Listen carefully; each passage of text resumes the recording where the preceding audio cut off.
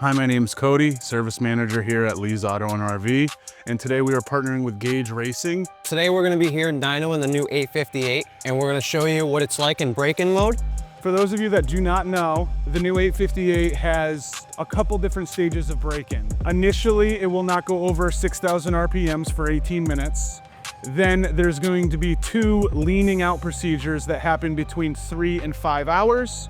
And then the total break-in period for the engine and ECM is 15 hours.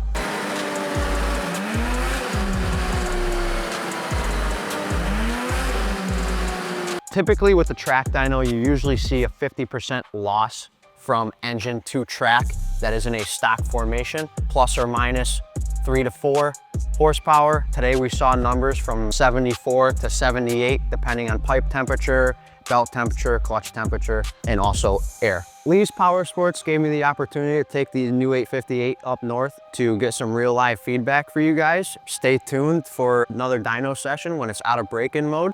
Hey, this is Nick at Lee's Powersports in Ellington, Connecticut. I'm sitting on the all-new Catalyst 858 137. Arctic Cat's been in my family back when this thing was cool, this coat. I've been selling these things for over 20 years. If you have any questions, give us a call at Lee's Powersports in Ellington, Connecticut.